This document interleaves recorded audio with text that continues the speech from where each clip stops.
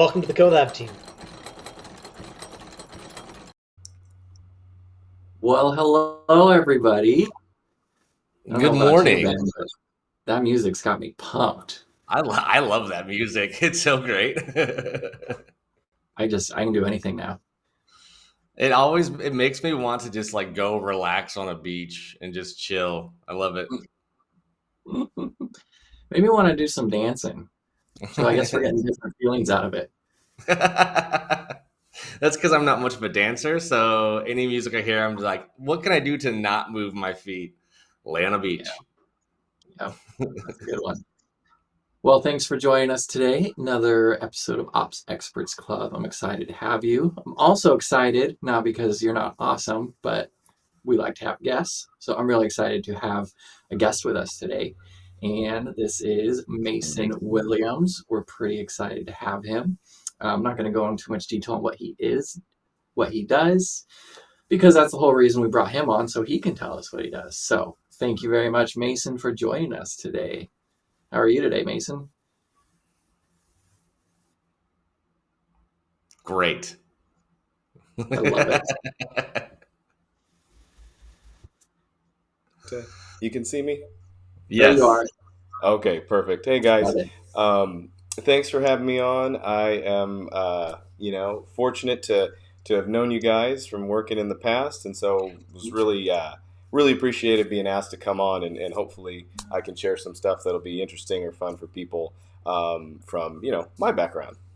hmm Yeah, I mean it's been great working with you. Before we get too far into the questions, just a little pat on the back. I really appreciate working with you. You're always somebody who says what they're going to do and does what they say they're going to do, and very reliable to work with, especially in your space. Sometimes a lot can be asked, and very short turnarounds, and Yeah. you're always the guy that got it done.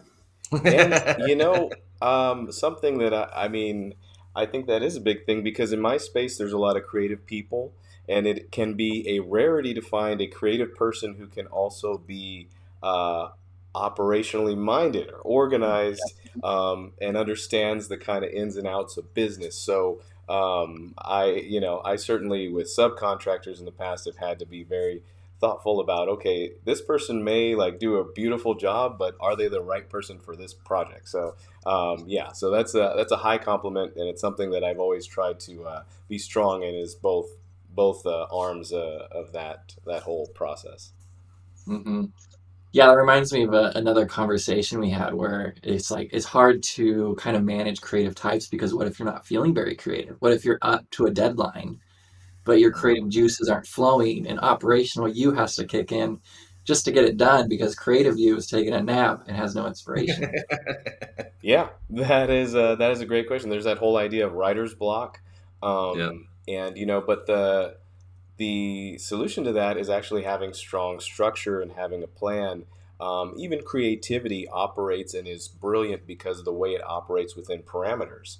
Like, even music is a great soloist is still operating within the timing structure and the chord progression and the key that any song is in. So it really is both, but we tend to think in things of either or. So yeah, that is part of it as well. I Mhm. like that. That's a good analogy.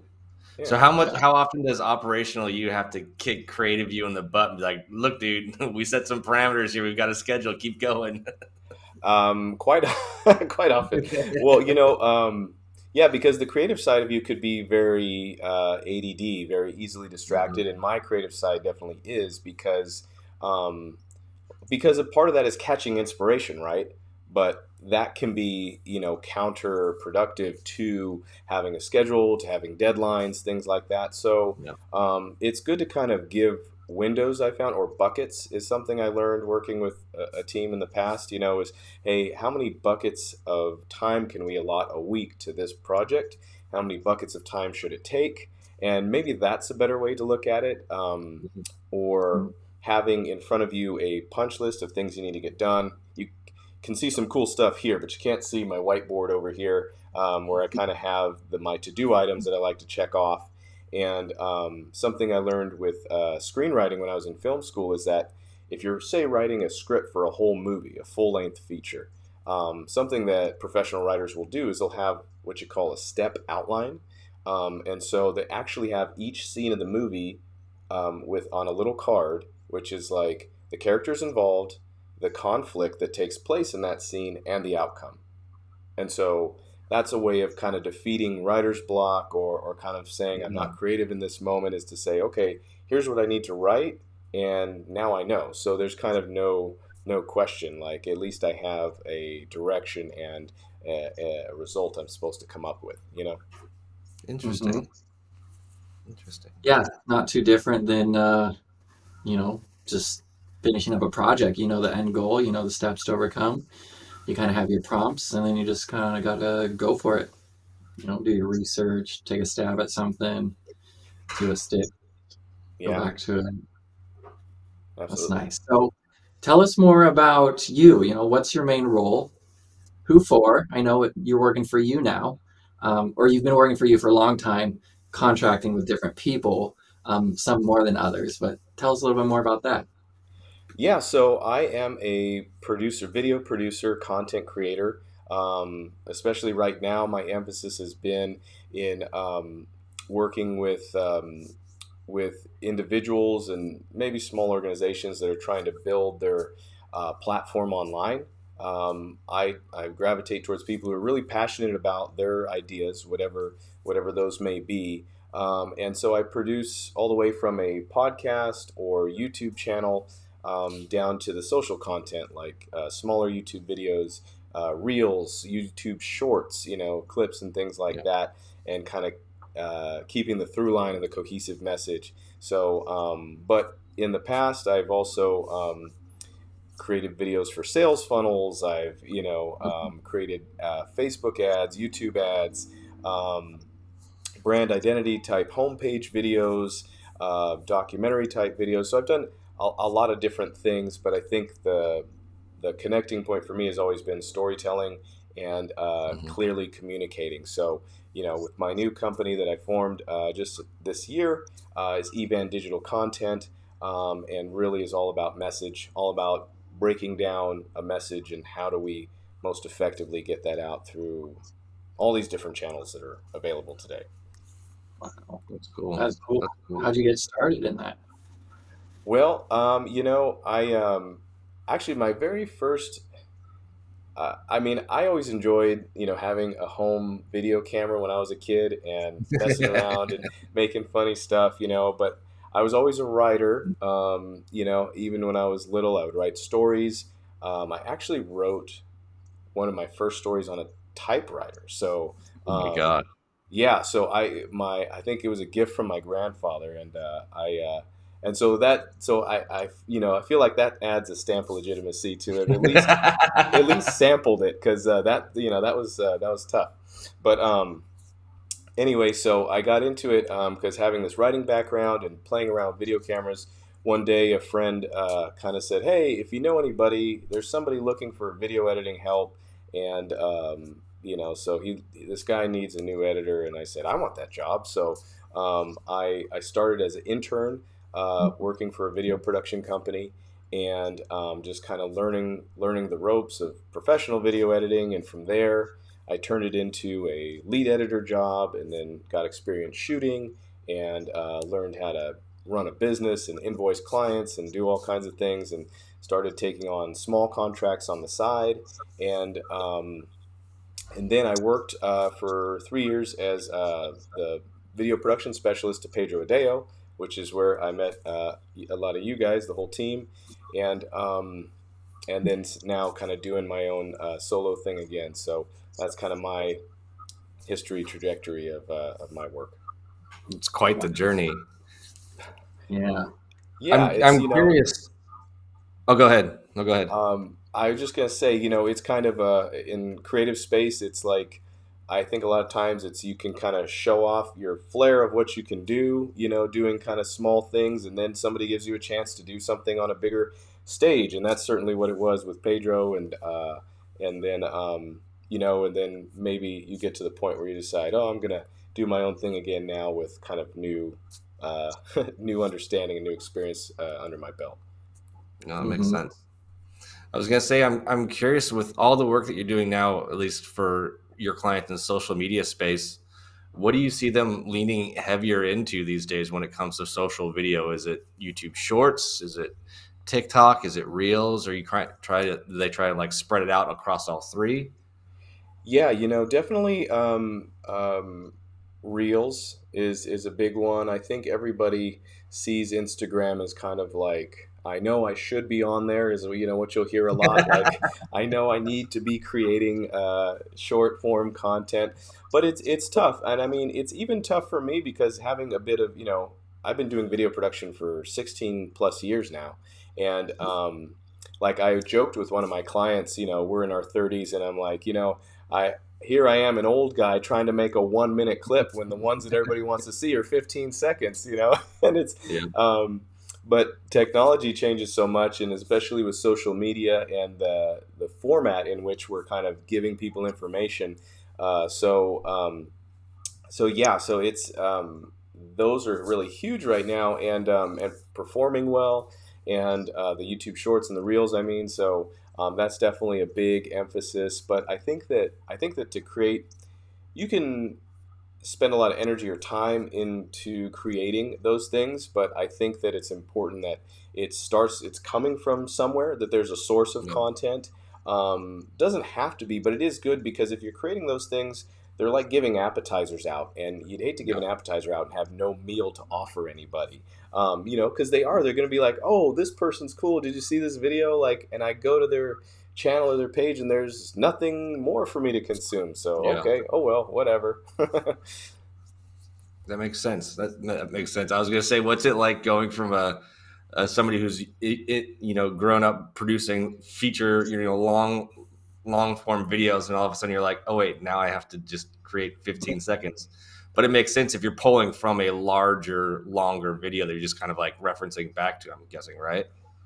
Yeah, I think that everybody, I think that especially communicators, and I feel some of this as, even though if I'm editing somebody else's video, I feel this in a different way, but I think there's always a reluctancy to, they call in writing, kill your darlings, like to chop off, leave stuff on the editing room floor, like decide, okay, I can do without this piece, I can take this 3 minute video that is just incredible. I'm in love with it, and tell myself, okay, I'm going to make a 30-second clip, and that's enough to like get my point across. Because if you're a communicator, you generally are verbose and like like to hear your voice, or you like to really set it up and frame it. So that's it is tough to be, because the distance, the gap is you as somebody knowing the whole message to somebody who's just passing by and Hmm. is willing to take it at a 15-second bite. Like, they're in a whole different headspace, and so you're wrapped up, you're in the eye of the storm, you're in like the heart of the message. So for you to like try to put yourself there and say, okay, like, this is how it's going to hit, and I have to be okay with that, and it has to be good enough for that to Yeah. have been an effective piece of content.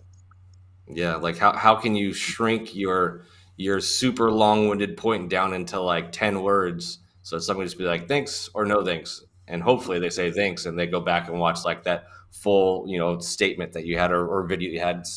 It's interesting. It's a weird space that we're at now, just trying to, like you said, put out appetizers and see if anybody gets hungry from the content that you're making. Yeah, and it's kind of like boxing, in that boxing is a combination of different things. There's a jab, there's a hook, and so with one of my clients, he'll have clips from his podcast that could be really inspirational, really insightful, and then there'll be clips of him doing what he loves. He loves working out, physical fitness, and there's clips of him and his girlfriend, and I tell him, I'm like, hey, look at this clip of you and your girlfriend. It's like got 15,000 views, like, and so for him, it might feel like, oh, but the message, what I have to say is the most important. Yeah. But you know what? It's really a combination of things that paints a bigger picture and helps people get to know you, and especially at the speed at which people are scrolling. It's all about impressions and chances. Just like people used to buy bus stops benches, they put their ad on the bench, so when you sat there, you went by, you would see, and you're not like sitting there waiting for the bus, going, "Oh, I got to call up that realtor." Or if you're driving down the street, like, but it's an impression, it's a touch, and so the more that you have that, obviously, the more your brand is going to stick in people's minds, and the more they feel like they know, maybe even like and trust you and want to work with you. Hmm. Cool. Yeah. So when you're producing like a 15-second ad, is it easier for you to get like a 3-minute content from somebody and just turn that into an ad, or for you to give them a script and to film something just for that ad? Um, I would say it's easier to take it from existing content, even though you are, like I say, all the things I said before. Having to trim it down, having to sacrifice parts that you think are really interesting, that are supposed to be there.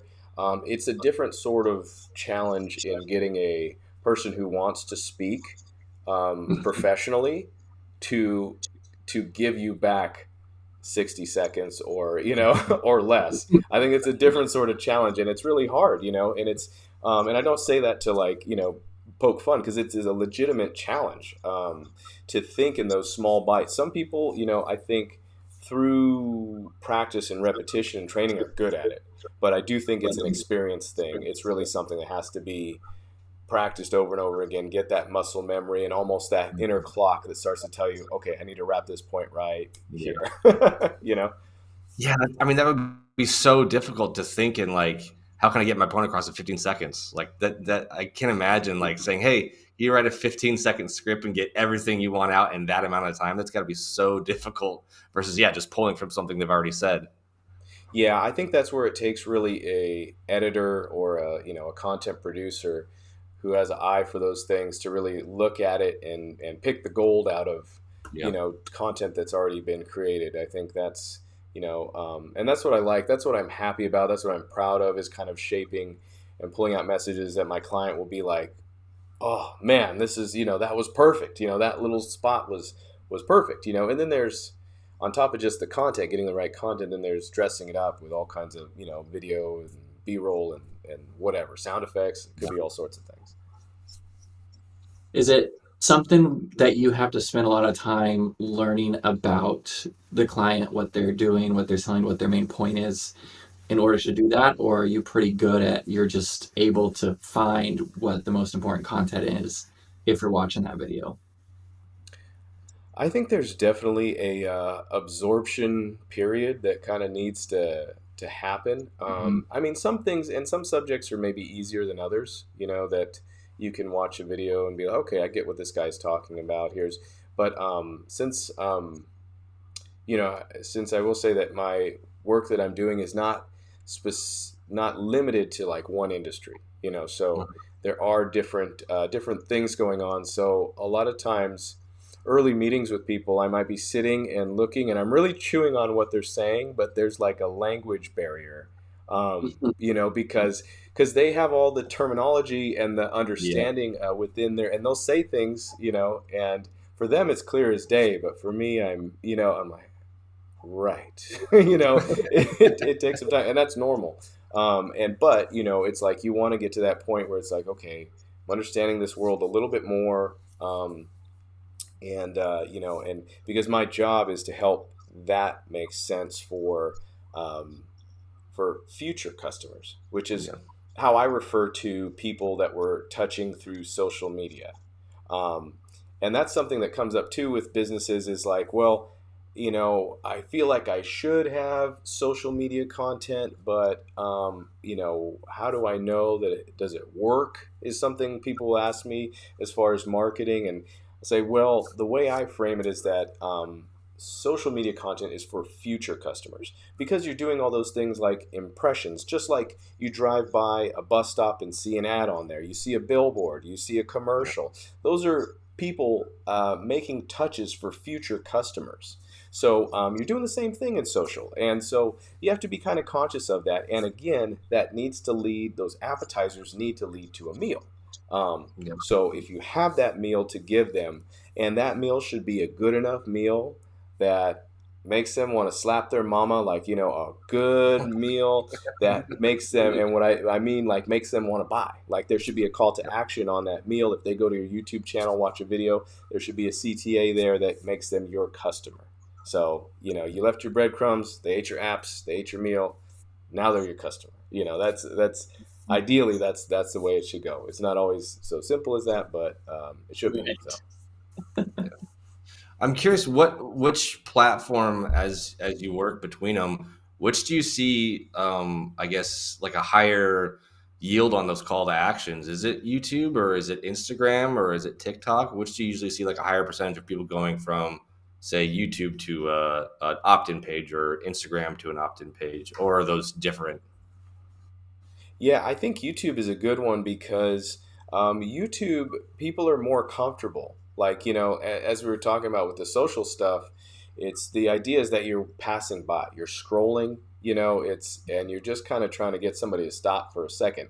And it helps you in the way that the algorithm, if they stop, they'll show them more of your content. If Yeah, they see that they're kind of biting, then they're going to get more of it. But when it comes to YouTube, it's like, people are hanging out, they're watching this video, the title was interesting enough to them that they thought, oh, maybe I can get something from this video, maybe it'll be interesting to me. So they're kind of seated. I think those people are people who kind of more sitting on the edge of their chair. So that's where I like to have a good, strong, I mean, not, I think that, social, it can still lead to all, you can put links, you can do similar things, but I think it's a bigger jump, from a little appetizer to, maybe a customer than YouTube would be. So I that think makes that's a sense. good front door. Makes. I mean, I'm guessing especially too because on YouTube, you can give them like say a short as an appetizer, which leads them back to like a longer form video, which is just priming and priming and priming. And at the end of that long form video, if they're sitting through the whole thing, then it's a good chance that they probably like you and like what you're saying. They're more likely to opt in. Yeah, absolutely. And I mean, a lot of YouTube, I listen to. I would even, I don't know if this is good to say, but when I used to commute like an hour for work a number of years back, I would watch YouTube videos, but I wasn't really watching them. I was just listening to talking heads. But Yeah. because they were providing information that I found either entertaining or useful, or so I was listening. I cared about what they had to say. And so those people, whatever channels those might have been that I was listening to, those people I would definitely go to and see what they're offering, and I would at least consider it, because they're Mhm. already um, adding so much to me personally, whether it's even if it's just entertainment, if they're doing something else that's more entertaining or going to be in my city or anything like that, then I'm well primed, to pay attention and to consider it.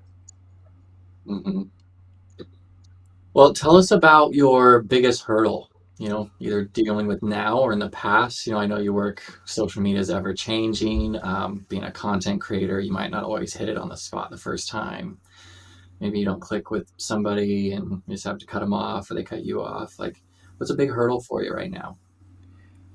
Um, a big hurdle, I think. Well, one that I think of historically is is actually a kind of operations minded sort of thing, in that when you're creating all this content, when there's a big library of content, there's you don't think about all you think about is the end result, especially if you're the business that's maybe hiring a content producer to help you, or some kind of media production company, right? You think of the results you want. However, um, there is a lot of managing a big library of content and how you do that, and depending on the size of these video files, where they're getting stored and how this is happening, and so there's a lot of organization that's involved, which is where thankfully I feel like having both sides of my brain active in that way I've been able to do. But the other thing with that is, though, for the company who's thinking all about the results, they might not feel good about investing money in your time to do that. There might be kind of a conflict in, like, hey, like, why is so much time going into this and that? It's like, well, that's a part of this. This is a big this is a big elephant that we're eating, an ongoing elephant eating type process. And so if people aren't packing and storing this meat, we're going to have a problem, you know. um, so that's yeah so that's one sort of challenge that I've come up with before, is sort of the dynamic, with me and say a company I'm contracting with, of navigating and kind of getting them familiar with, hey, this whole process and what it looks like. And there's Yeah. kind of a lot of work that leads up to the wedding day, if that makes sense. A lot of stuff before you see it hit the small screen. Yep. Yeah, Yep. for sure. Yeah. My next question was, how many hard drives do you have stacked around your office and home? Oh, good Lord. It's a lot. There was a client, so um, when I was working, actually early days working with Pedro, I was actually in person with him in his office when he had an office in California. And so we would actually film there in his office, and he would be creating stuff online, trainings online. So it was a combination of actual video footage, multiple cameras, and online Zoom, cloud stuff, StreamYard stuff, stuff coming from different places, iPhone stuff. And so I was, and as that company was blowing up and taking off, I was purchasing probably a 4 terabyte hard drive every month. Oh my God. And but so it can be a lot, especially as me my there's especially in the world of online digital marketing, there's a speed component that's important. um, but me, I tend to lean towards quality. Now you got to have a balance of both. It's not like you can just say, oh, I'm not going to do it fast, I'm going to do it quality. But so with that kind of comes probably larger files, bigger 4K footage, and Mhm. things like that. So it's all kind of, it comes with the territory. And yeah, I got a lot of hard drives stuffed into my closet in my office here, and a few on my desk. And yeah, it doesn't go away. So Mason, tell me just kind of a combo question here. Like, what's your goal, your end goal with like, what do you really want to do with your business? Like, is there like a big dream of maybe producing some longer films, or do you really love being in this specific position? And if there's anybody listening, like, who's your ideal client right now if somebody wants to reach out? Yeah, I think I've always had like a personal passion to speak, and to communicate. That's always been really important to me. So I think that's why I like getting in the weeds and helping in the process, Mm-hmm. figuring out the technology, figuring out how to get the message out. And so I would love to, like, um, I'm kind of using my clients to learn and perfect my process, because and I've done some YouTube channels and things, but I want to produce a really high quality podcast of my own.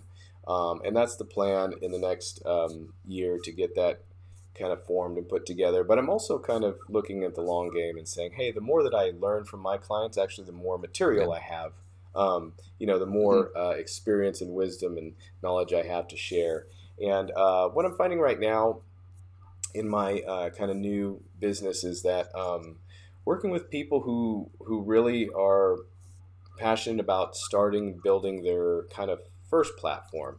I like people who are um, open to working with somebody to on their message and shaping that, and figuring out what it is. It's just kind of fun launching something new. So I mean, there's something cool too about jumping in and helping, a big team that has big potential to go far. But I kind of have a personal little place in my heart for that passionate individual, or small group that's trying to launch a new platform for themselves. So that's where my work is kind of focused right now.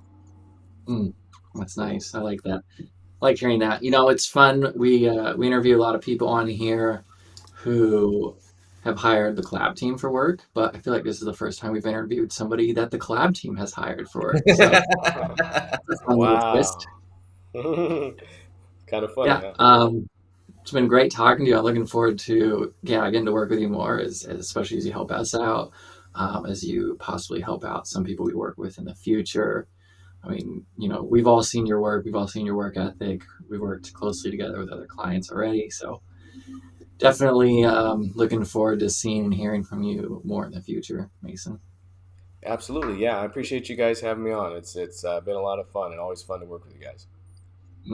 Absolutely. Well, Ben, thanks for joining us again, Mason. So awesome to have you here. Taryn, Yeah. you as well. We'll see you all later. See you guys.